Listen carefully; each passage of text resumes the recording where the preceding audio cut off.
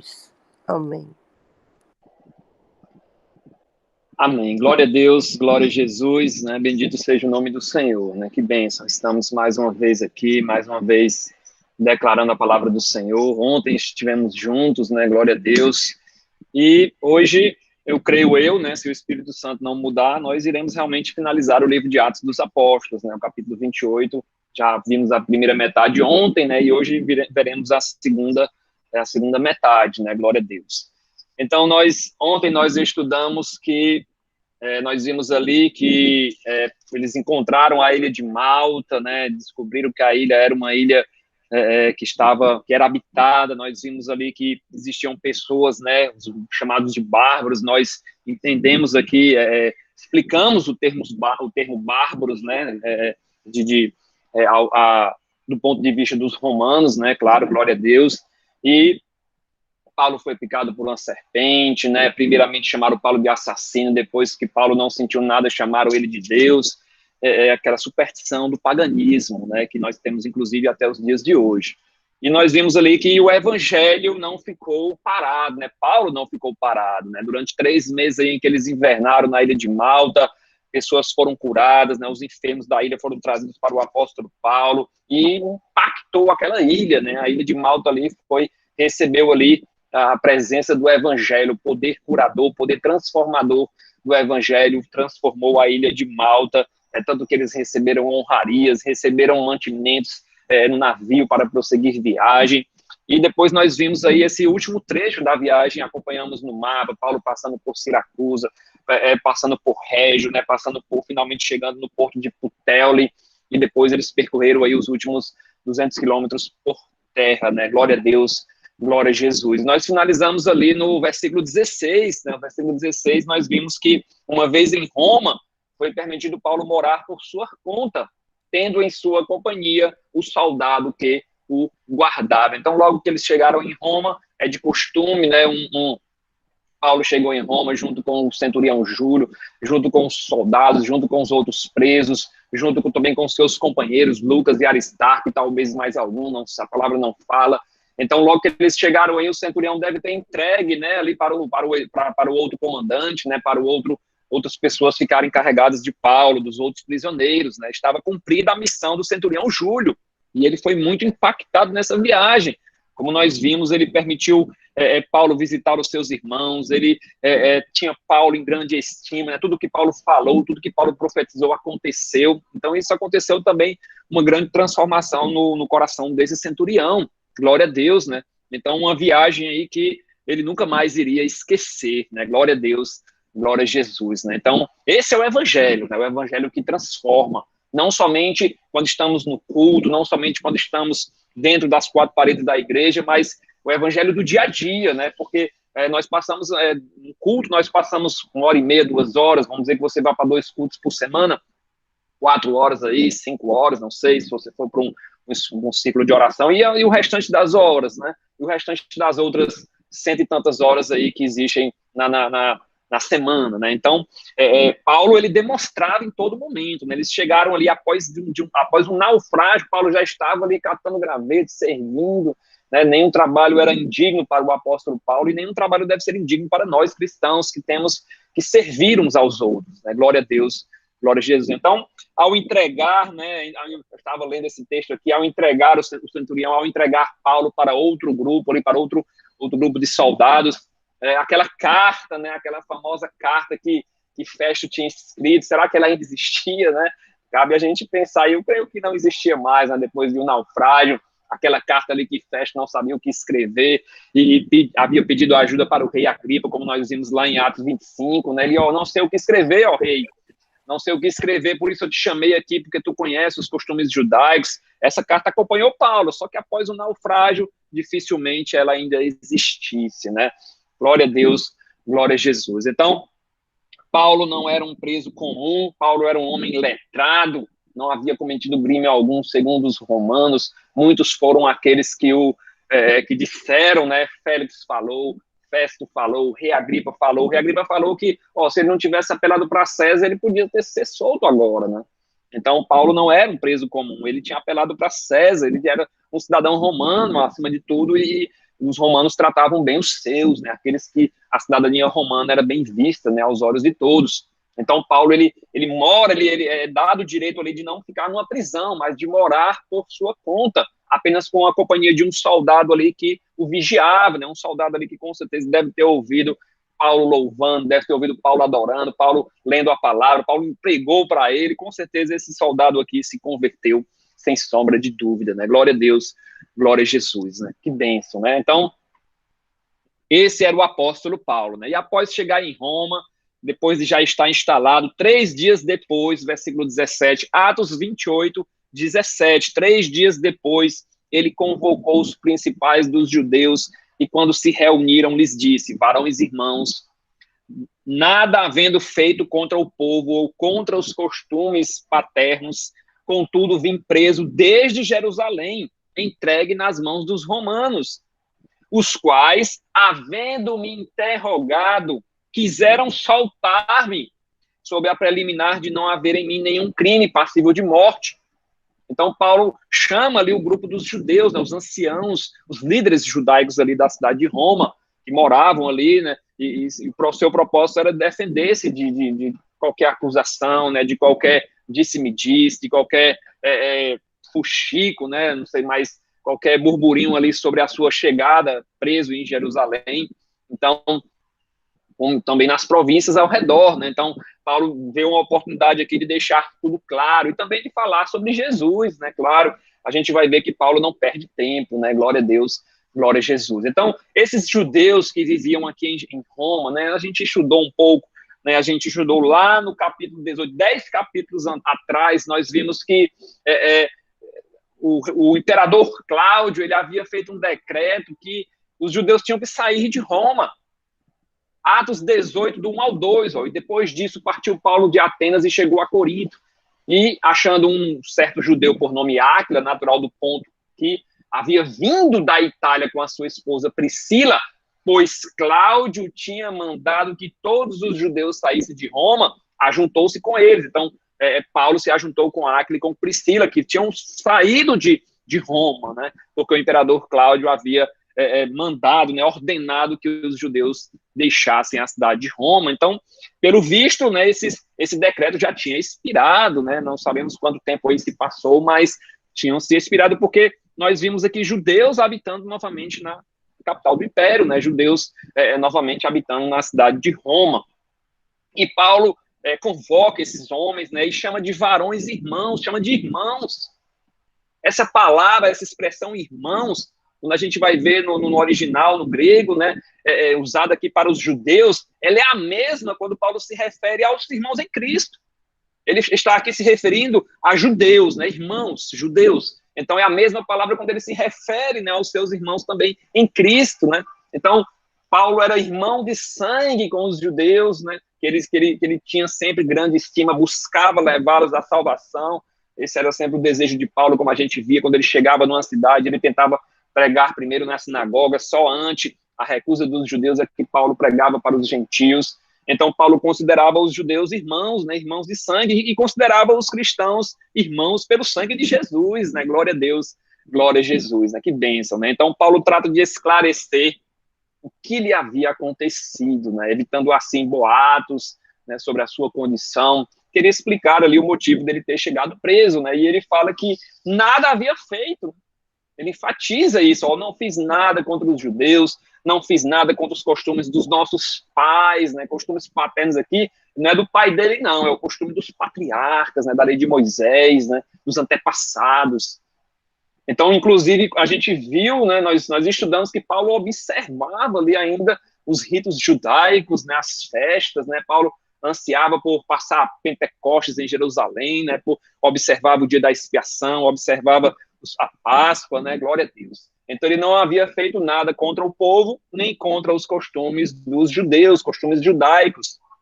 Mas, mesmo assim, mesmo sem ter feito nada, versículo 17, ele veio preso desde Jerusalém, entregue nas mãos dos romanos. Então, ele foi preso ali, né, lá em Jerusalém ainda, né, quando se levantaram ali judeus que tinham vindo da Ásia, né, se levantaram ali, acusaram Paulo. Paulo foi guardado na Fortaleza Antônia, como nós estudamos, e desde então ele estava preso até esse momento, né? Glória a Deus. Então, os romanos, quando interrogaram, viram, né, como nós falamos agora há pouco, viram que ele era inocente. Muitos foram os que interrogaram Paulo. Nós vimos que Félix interrogou, Festo interrogou, o rei Agripa interrogou. Então, é o mesmo que Jesus Cristo, né? Pôncio Pilatos não encontrou nenhum, nem Pôncio Pilatos, nem Herodes havia encontrado nenhum mal, nem nada digno de morte contra Jesus Cristo, né? A mesma coisa que contra Paulo. Ninguém tinha encontrado nada, era só uma questão de ódio da parte dos judeus, né? Que estavam sempre ali no encalço de Paulo, né? Armando ciladas. Então, Paulo não viu outra saída senão apelar para César, né? O rei Agripa, inclusive, falou: esse homem bem podia ser solto se ele não tivesse apelado para César, né? Então, Paulo estava aqui, não tinha realmente feito nada, né? Ele vai explicar aqui, né? Vamos continuar lendo aqui, ó, o versículo 18. No versículo 19. Diante da oposição dos judeus, senti-me compelido a apelar para César, não tendo eu, porém, nada de que acusar minha nação. Foi por isso que vos chamei para vos ver e falar, porque é pela esperança de Israel que estou preso com esta cadeia, né? Então, ele fala aqui que, no versículo 19, que os judeus se opuseram ferrenhamente a ele, e foi necessário que ele apelasse para César, né? Se ele fosse solto ali, os judeus iam continuar armando ciladas, iam continuar tentando matá-lo. Então, ele apelou para César, né? Glória a Deus, glória a Jesus. Então, ele chama todos no versículo 20, dizendo que esse era o motivo, né? Eu chamei todos vocês aqui porque eu estou preso aqui, porque eu aguardo, né? Porque eu creio na esperança de Israel. Então, a esperança de Israel é crer no Messias, né? Crer na ressurreição dos mortos. Crer na restauração de Israel através de Jesus Cristo, né? Do Filho de Deus, Filho de Davi. Então, ele havia sido preso apenas por declarar que Jesus Cristo, que ressuscitou dos mortos, era o Messias prometido para Israel. Então, Jesus é o Filho de Deus, né? Se fez carne e habitou entre nós, né? E através dele nós temos a certeza da salvação, né? Todo aquele que nele crê não será confundido, né? Todo aquele que nele crê terá a vida eterna. Glória a Deus, glória a Jesus, né? Versículo 21, os judeus respondem aqui, né?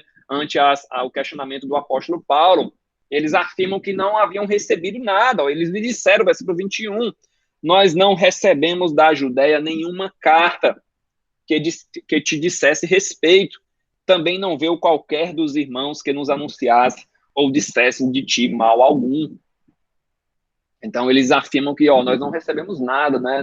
Não veio nenhuma carta, nenhum irmão apareceu aqui para falar alguma coisa sobre você, não vieram aqui, mas é interessante que no versículo 22, que eles já tinham ouvido falar, né, sobre essa sede, sobre o caminho, né, como era conhecido o cristianismo, era conhecido como o caminho. Então, eles já tinham ouvido falar no versículo 22, gostaríamos de ouvir o que pensas, contudo, gostaríamos de ouvir o que pensas, porque, na verdade, é corrente a respeito desta seita, que por toda parte é ela impugnada.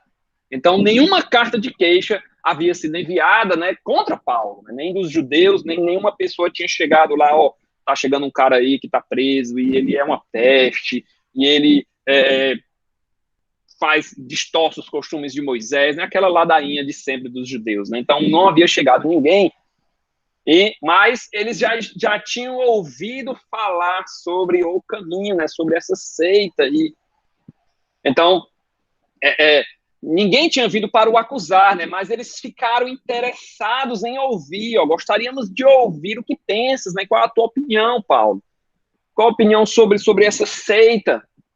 Então, ouvimos falar dela em todos os lugares, né? Palavras contrárias, né? A minha tradução fala, por toda parte, ela é impugnada, né? Dizem palavras contrárias contra ela, né? Dizem palavras aí para denegrir a imagem do cristianismo, né? Dizem palavras aí para destruir o cristianismo, né?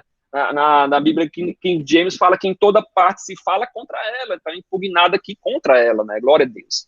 Então, por que tanto alvoroço? Nós queremos saber o que tu pensas, Paulo. Por que tanto alvoroço? Por que tanta perseguição? Por que ela trouxe tantos problemas nessa seita aí, como eles chamavam? Então, essa foi a oportunidade que Paulo teve para apresentar o evangelho aos judeus em Roma, né? Glória a Deus, finalmente Paulo estava para fazer o que era seu desejo, né? O que tinha sido alvo de todas as suas orações. Então, Paulo estava para fazer isso, e ele vai fazer a partir do versículo 23, né? Glória a Deus, glória a Jesus. Do versículo 23, nós temos o seguinte, ó. Havendo-lhe eles marcado um dia, vieram em grande número ao encontro de Paulo, na sua própria residência.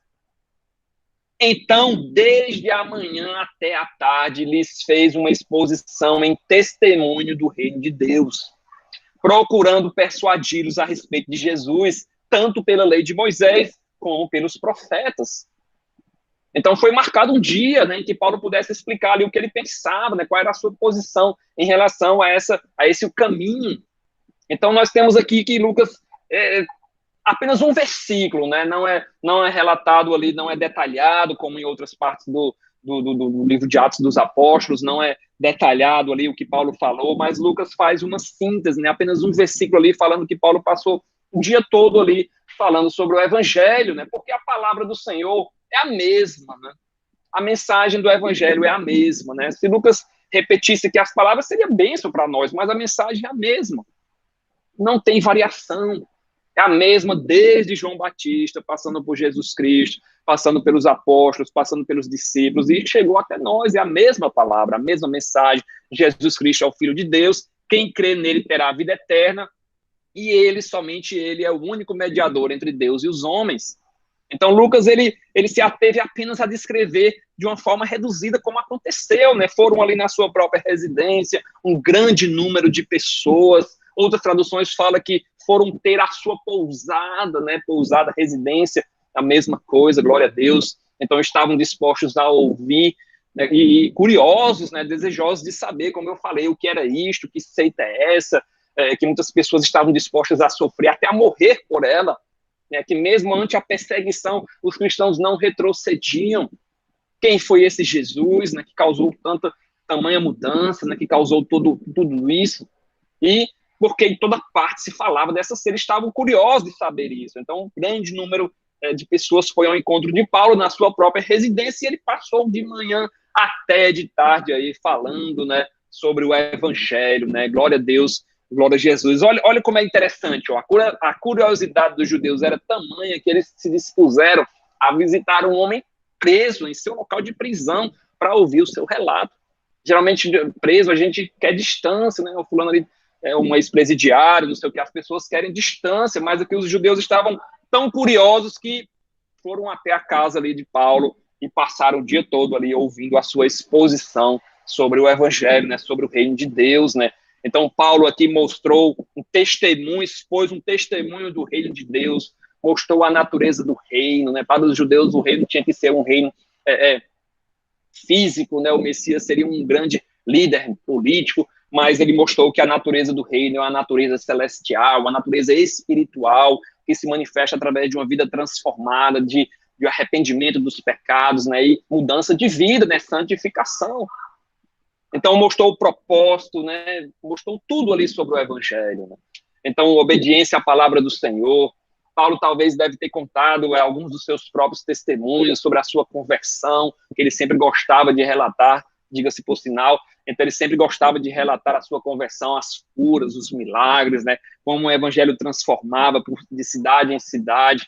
Então, falou dos poderes do Espírito Santo através da sua própria experiência de vida, né? Glória a Deus. E tentou persuadir, né? Procurando persuadi-los a respeito de Jesus Cristo, tanto pela lei quanto pelos profetas. Então, estratégia, né? Isso é estratégia. Se você... a pregação para os judeus é diferente de uma pregação para os romanos. Os romanos não se interessam, como a gente também estudou, não se interessam por história de judeus. Então, Paulo começava de um jeito diferente. Tem uma cidade que Paulo começa falando da natureza. Ó, tudo aí que vocês estão vendo foi Deus quem criou. Para os judeus, não. Ele começava mostrando o Antigo Testamento. Ó, isso aqui que Moisés falou, isso aqui que Moisés falou lá em Gênesis 3:15, ó, aqui já é apontando para o Messias, né, que viria destruir Satanás. Os profetas, ó, Isaías falou de Jesus Cristo, né, Miqueias, Malaquias, né, muitos Zacarias, muitos falaram aí de Jesus Cristo. Poucos foram os profetas que não falaram sobre Jesus Cristo, né? Por exemplo, o profeta Jonas, né? Ele não falou sobre Jesus Cristo. Outros profetas também, se eu não me engano, o profeta, me recorda a memória, tem um profeta que fala apenas para Edom, para os edomitas. Então, ele não fala sobre o Messias, né? Mas poucos são os profetas que não falam sobre o Messias, né? Mas a maioria dá um detalhe, dá outro, né? Que ele veio de uma virgem, outro fala que ele entrou no jumentinho, outro fala que ele seria um príncipe, o principado está sobre os seus ombros. Então, é isso, né? Glória a Deus. Paulo mostra estratégia de Paulo, né? Para os judeus, a estratégia era sempre a mesma, né? Então, ele tentou persuadir a todos os ouvintes sobre a seriedade, né? Tanto pela lei quanto pelos profetas, a fé em Jesus. Jesus Cristo é o Senhor. Se ele é o Senhor, verdade é tudo que ele diz. Ele fala, Paulo, em Romanos 10:9, se com a tua boca confessares ao Senhor Jesus e em teu coração creres que o Senhor ressuscitou dentre os mortos, serás salvo. Deve ter falado isso aqui também, glória a Deus, né? Pensamento meu aqui, não tem no texto, né? Mas ele persuadiu ali os judeus, né? Mostrou na lei, mostrou nos profetas, necessário confessar, necessário crer, necessário arrependimento dos pecados, né? Então, Paulo usou aí dessa estratégia apontando para Jesus Cristo. Glória a Deus, glória a Jesus. Então, muitos se opuseram, né? Versículo 24, ó, houve alguns que ficaram persuadidos pelo que ele dizia, outros, porém, continuaram incrédulos, né? Então, alguns até creram ali, realmente Paulo tem razão, né? Fizeram talvez como os bereanos, que olharam nas escrituras para saber se tudo aquilo era verdade. Outros realmente tinham o coração ali endurecido, né? Ou não se continuaram incrédulos, né? Sem crer, né? Continuaram ali realmente com o coração fechado para a verdade do evangelho, né? Glória a Deus, glória a Jesus. Então, usando as escrituras, Paulo tentou, né, persuadir, tentou identificar o Jesus histórico com o Cristo bíblico, né? Então, ele pegou ali os versículos, né, e tentou fazer essa ligação. Então, mas os judeus, muitos não se persuadiram, né? Muitos continuaram aí incrédulos, né? E você vê como Paulo era bênção, né? Paulo, quando começava a falar de Jesus, não parava, né? Demorado, de manhã até à tarde. Nós vimos que ele começou uma explanação e foi tanto tempo ali durante a noite que um jovem ali ficou com sono, caiu, mas Paulo foi lá, foi feita uma oração e ele ressuscitou. E depois ele continuou aí de meia-noite até o sol raiar, como nós vimos. Então, um discurso bem grande aqui de manhã até à tarde, né? Glória a Deus. Eu creio que esse discurso de Paulo aqui, de manhã até à tarde, como a gente vê no versículo 23, ele só deve ter perdido aí em magnificência para o discurso de Jesus, né? Aquele discurso de Jesus lá no caminho de Emaús, né, em que Jesus falou ali para dois discípulos, né, lá em Lucas 24:27, ó, e começando por Moisés, discorrendo por todos os profetas, Jesus expunha-lhes o que a seu respeito constava em todas as escrituras. Olha aí que versículo forte, né? Jesus mostrando, começando por Moisés, passando pelos profetas, o que falavam dele mesmo. Então, esse discurso de Paulo aqui, ele tentando mostrar Jesus, só deve ter perdido por esse discurso de Jesus lá no caminho de Emaús. Então, que bênção, né? O apóstolo aí, com todo o amor, com toda a paixão, o coração do apóstolo ansiava por falar de Jesus, né? Segurou ali os judeus o dia todo ali, falando sobre o Jesus, e o Espírito Santo agindo nos corações, e alguns ficaram persuadidos, porém outros continuaram incrédulos, né? Glória a Deus, glória a Jesus, né? Que bênção. Então, isso é o evangelho, né? Isso é o evangelho. O efeito, a palavra do Senhor, ela não volta vazia, né? Alguns creram, outros não, né? Então, isso é o evangelho, né? Alguns recebem a luz, né? Outros fecham os seus olhos para ela, né? Alguns creem, outros blasfemam. Em Israel, muitos judeus creram. Outros acusaram Jesus de ter parte com demônios. Então, para alguns, Jesus era a pedra fundamental. Para outros, Jesus era a pedra de tropeço. Então, queda de alguns e exaltação de outros. Esse é o evangelho, né? Nem todos vão crer, nem todos vão aceitar a Jesus. Tem um homem chamado Simeão que ele profetizou quando Jesus ainda era um bebê. Ele toma Jesus nos braços, Maria e José vão levar o menino ali para ser circuncidado, se eu não me engano, e Simeão toma ele nos braços, ele louva a Deus e diz, ó, agora, Senhor, tu podes despedir em paz o teu servo, né? Pode me matar, Senhor, porque eu já vi a tua salvação, segundo a tua palavra, os meus olhos já viram a tua salvação, a qual preparaste diante de todos os povos, luz para os gentios e glória para Israel. Aí Simeão, ele termina falando assim, ó, eis que esse menino está destinado para a ruína e para o levantamento de muitos em Israel e para ser alvo de contradição, para que se manifestem os pensamentos de muitos corações. Então, quando se fala no evangelho, o pensamento do coração vem à tona, né? Seja para a ruína ou seja para a exaltação. Por isso que a gente prega e muitas pessoas, poucas aceitam e muitas não querem nem saber. Se manifestam os pensamentos do coração, né? Então, o que estava acontecendo aqui no versículo 24 era isso, manifestação do pensamento dos corações. Então, os pensamentos ali de muitos estavam, ó, eu não quero, não, é isso mesmo, né? Uns para a ruína, outros para a salvação. Uns para a salvação, outros para a condenação eterna. Todos os seres humanos, eles estão em uma dessas duas classes. Não existe um meio termo. Ou estão salvos em Cristo, ou estão condenados para o fogo eterno. Então, só existem essas duas classes de pessoas. Né? Não existe, tem uns ali que estão no meio do termo, na hora do juízo, eles vão decidir. Não, ou você está salvo, ou você está condenado. Glória a Deus, glória a Jesus. Então, o versículo 25 fala que houve discordância entre eles, né? E despediram-se, dizendo Paulo e havendo discordância entre eles, despediram-se, dizendo Paulo estas palavras, ó, aí Paulo cita aqui os profetas, né? Paulo cita aqui o profeta Isaías, né? Paulo cita o seguinte, ó, bem falou o Espírito Santo acerca de a vossos pais, por intermédio do profeta Isaías, quando disse, versículos 26 e 27, ó, vai a este povo e diz-lhe, de ouvido ouvireis e não entendereis, vendo vereis e não percebereis, porque o coração deste povo se tornou endurecido, com os ouvidos ouviram tardiamente e fecharam os olhos, para que jamais vejam com os olhos, nem ouçam com os ouvidos, para que não entendam com o coração e se convertam e por mim sejam curados. Então, a citação do profeta Jesus faz essa mesma citação em Mateus 13, em João 12, 39. Então, o coração do povo estava endurecido. É o mesmo que o coração do faraó, endurecido. O faraó não via os milagres diante da sua face. Ele conseguia apalpar as trevas, né? As trevas eram tão densas na oitava, na nona praga, eu não me lembro agora. Ele conseguia apalpar as trevas, mas não cria. Não cria que Deus era o Deus Todo-Poderoso. Foi necessária a morte dos primogênitos para ele crer ali. Ele deixou o povo ir mais porque estava chateado do que porque cria em Jesus, em Deus. Então, essas pessoas estavam sempre ouvindo, mas não conseguiam entender, né? Falhando em entender. Sempre vendo, mas falhando em perceber. É isso que o texto aqui de Isaías 6, 9 está falando.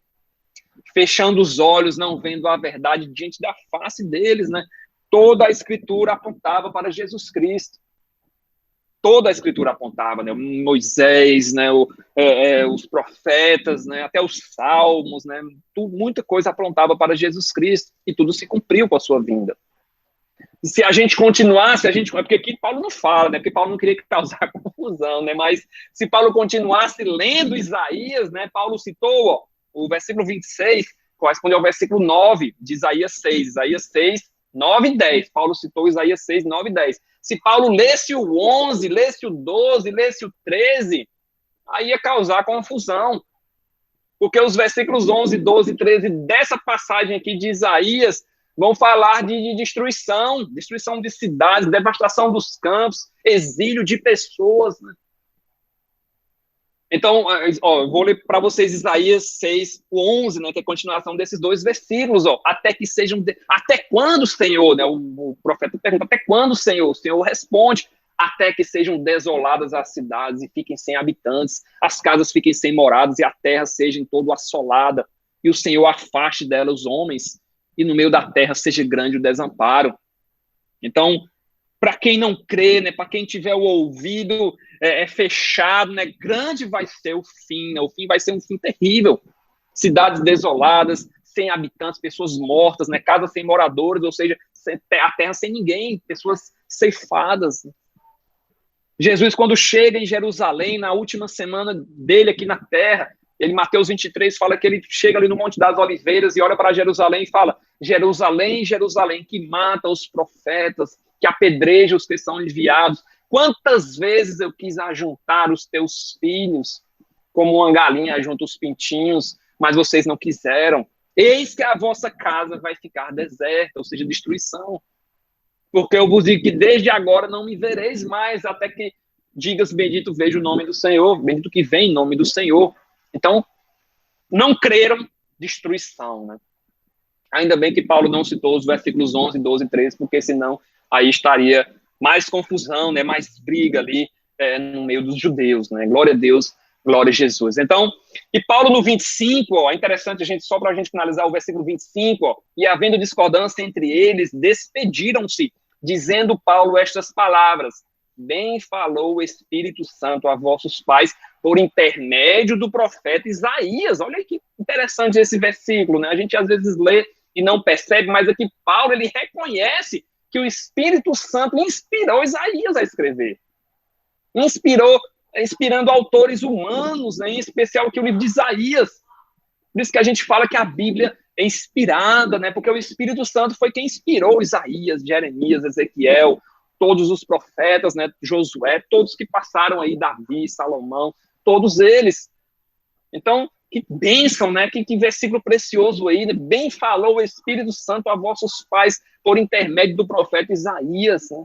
Glória a Deus. A diferença é que no Antigo Testamento, o Espírito Santo, ele agia em pessoas específicas. Hoje nós temos um derramar do Espírito Santo, né? Todos que aceitam a Jesus têm o Espírito Santo. O Espírito Santo ajuda nas nossas fraquezas, né? É ele quem nos convence do pecado, da justiça e do juízo.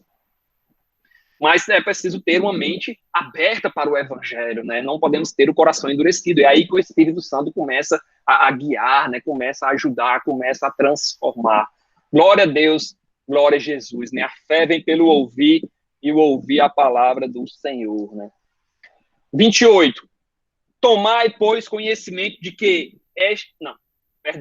Versículo 28. Tomai, pois, conhecimento de que esta salvação de Deus foi enviada aos gentios, e eles a ouvirão.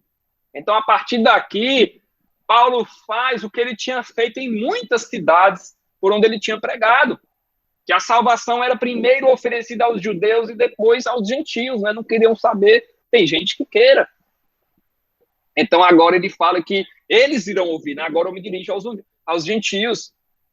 Então, em diversas cidades, Paulo pregava primeiro aos judeus, mas só depois que os judeus se levantavam contra ele, o perseguiam, era que ele se voltava para os gentios. Versículo 29, ó, dita essas palavras, partiram os judeus, tendo entre si grande contenda. Então, Paulo se voltou para os gentios, né? A palavra do Senhor, Paulo fala, né, que os gentios, eles são galhos enxertados, né, na videira, na oliveira, né, na oliveira que é Israel, né? Galhos foram tirados galhos naturais que são dos judeus e colocados galhos enxertados ali na videira, na oliveira, né? Glória a Deus, glória a Jesus, né? E a gente também tem que notar que a partir dessa afirmação de Paulo, uma profecia não, mas uma afirmação bem forte aqui, versículo 28 e 29, versículo 28, a partir dessa data, que a partir dessa declaração de Paulo, a gente vê que os cristãos, eles não se preocupam muito em evangelizar os judeus. E isso veio, né, até os nossos dias, né? Eu creio que aqui foi a gota d'água, né? Então, após esse versículo, Atos 28, 28, pouco a gente vê na história os judeus, os cristãos evangelizando judeus. Então, eu creio que eles se preocuparam mais com seus amigos, né, seus familiares, né, com pessoas gentias, né? A gente vê que realmente os judeus não foram alvos de grandes processos de evangelização, né? Então, o livro de Atos, ele finaliza, né, com esses dois últimos versículos, versículo 30 e o versículo 31. Então, depois de registrar, né, que agora seriam os gentios que seriam alvos do evangelho, né, a gente vai ver aqui que Lucas aí registra esses dois versículos aí do 30 e 31, né? Atos 28, 30, Atos 28, 31. Por 2 anos permaneceu Paulo na sua própria casa, que alugara, onde recebia todos que o procuravam, pregando o reino de Deus, e com toda a intrepidez, sem impedimento algum, ensinava as coisas referentes ao Senhor Jesus Cristo. Então, Paulo permanece 2 anos em prisão domiciliar. Durante essa prisão, ele fez muito mais do que apenas ter falado com os judeus, né? Isso que nós falamos aqui, essa pregação dos judeus, foi só a ponta do iceberg. Ele escreveu epístolas, né? Escreveu cartas, né, que estudamos até hoje. Por exemplo, na prisão em Roma, ele escreveu a carta aos Efésios, escreveu a carta aos Colossenses, escreveu a carta aos Filipenses, escreveu a carta a Filemon. Então, 4 cartas aí que são preciosíssimas. A carta aos Efésios é tremenda. A carta aos Filipenses também, preciosíssima. Então, Paulo não ficou parado. Por 2 anos, ele recebia todos, ele pregava o evangelho ali com intrepidez, sem impedimento. Teve liberdade para pregar o evangelho, versículo 31. Essa palavra aqui, liberdade, significa aí, sem impedimento algum, né? Outras traduções trazem liberdade. Ela significa que ele pregou abertamente, com franqueza, com objetividade, sem esconder nada, com coragem, né? Intrepidez aqui, ó, com coragem, com confiança, com ousadia, né?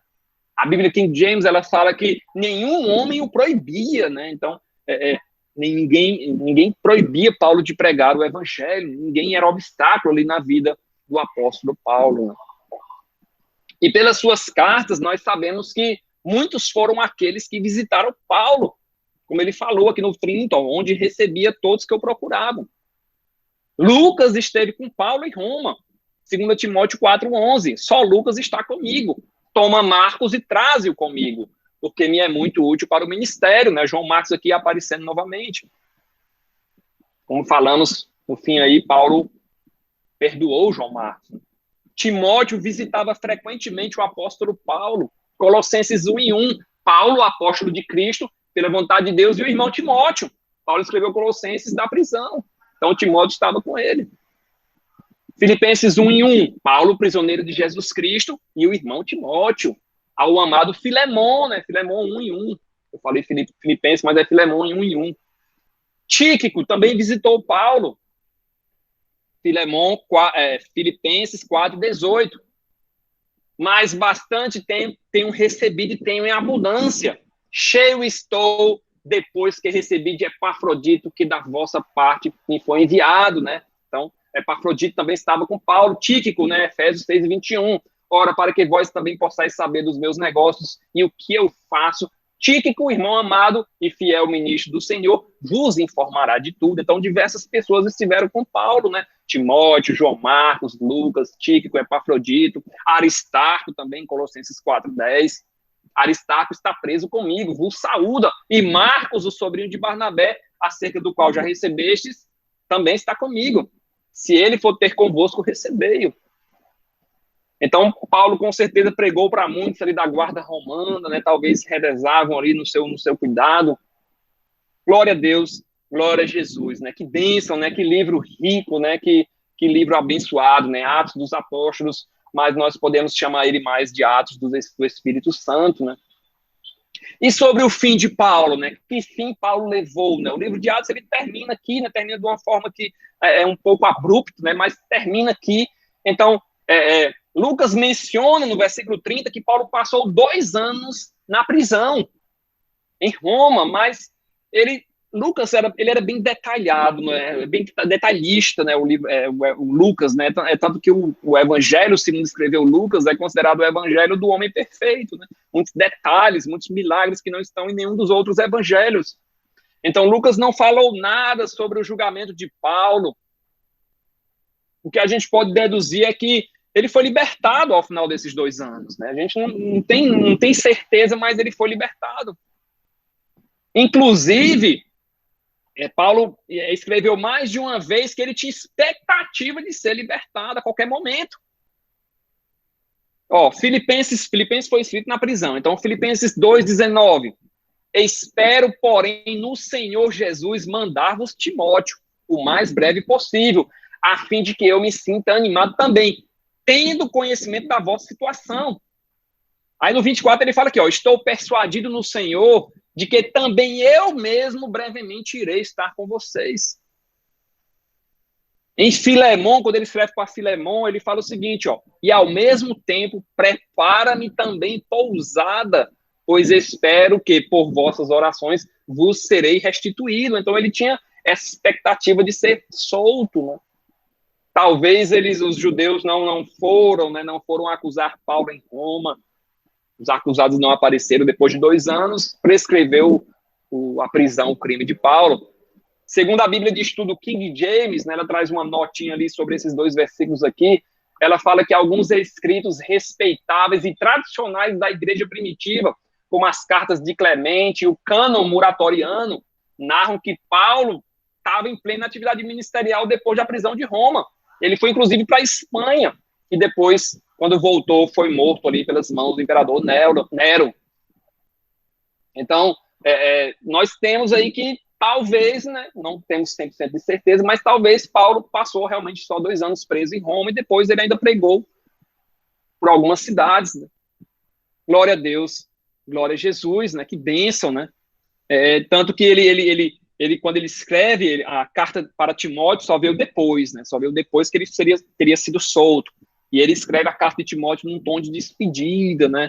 Ele fala que já se ofereceu por sacrifício ali, o tempo da partida está próximo, combati o bom combate, acabei a carreira, guardei a fé, desde agora a coroa da justiça está guardada, o Senhor me aguarda, tudo mais. E então, só depois desses 2 anos aqui em Roma é que Paulo realmente teria ainda feito uma 4ª viagem missionária, talvez, e só depois ele teria sido morto, né? Então, o livro de Atos, ele termina dessa forma, de uma forma, assim, abrupta, né? Mas o livro de Atos, ele não se trata da história de Paulo, nem de Pedro, né? Mas é um livro sobre a divulgação das boas novas, né? A divulgação do evangelho.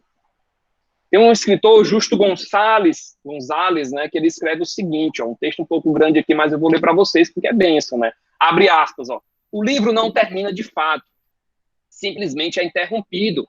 Ao ler as últimas palavras do livro, queremos virar a página para ver o que acontece a seguir, né? Mas não existe essa página seguinte.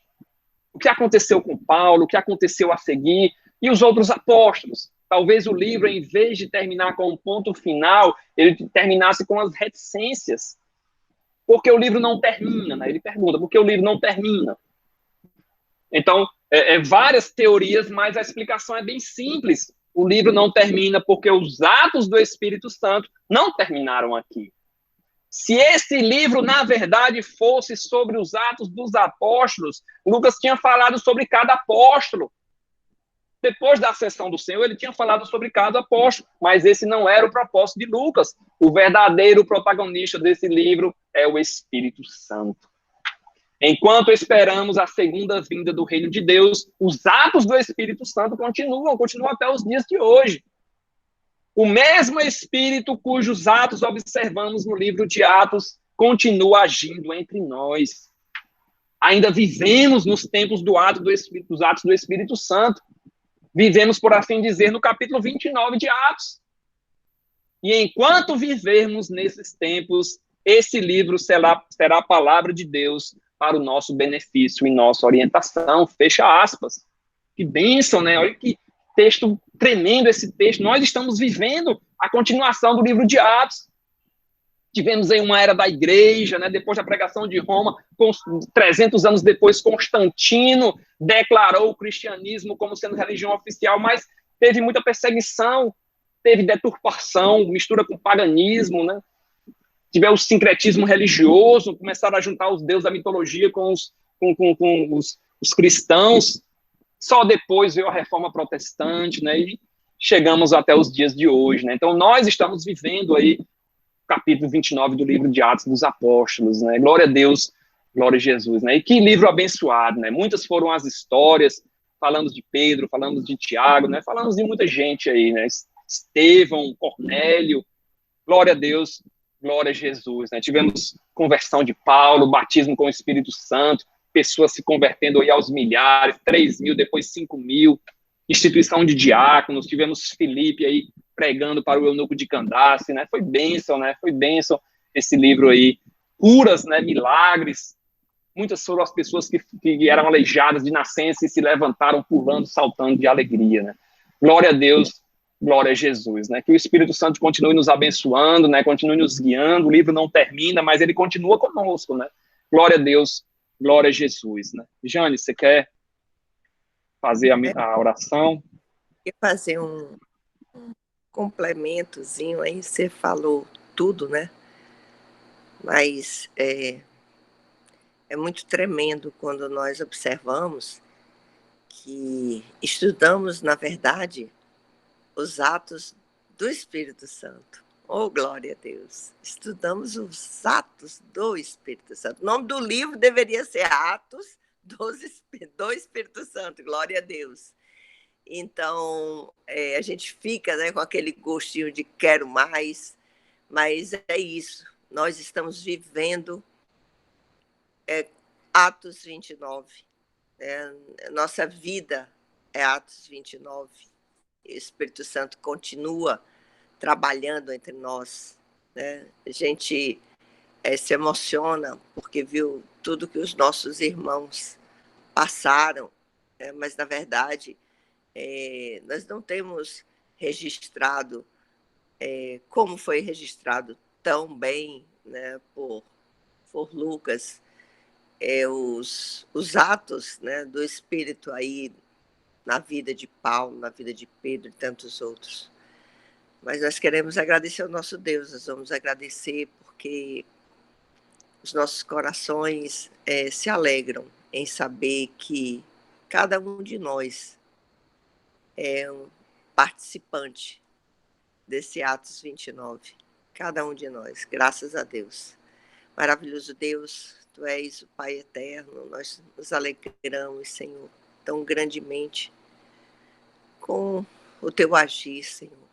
Ó Deus amado, mover do Teu Espírito Santo entre nós, é esse mesmo Espírito, Pai, que nos faz nos alegrar, Pai, que nos consola quando necessitamos, Paizinho.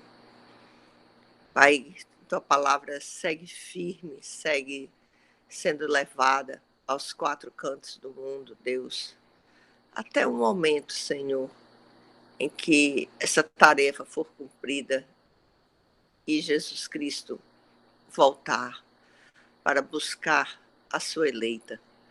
Deus amado, Deus querido, a cada um de nós que escuta a Tua palavra e que se alegra com ela, Pai, e possamos seguir escrevendo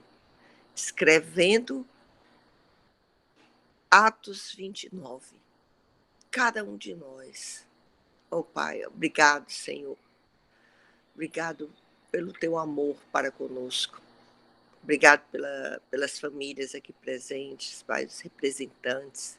Sei com cada um, Deus, que a unção do Teu Espírito Santo seja sobre eles, os mantendo fortes, Pai, livrando-os do maligno, meu Deus, trazendo saúde para cada um das suas famílias e nos ensinando a ser humildes, a sermos misericordiosos, bondosos uns para com os outros. Pai, em nome de Jesus, te agradecemos. Amém.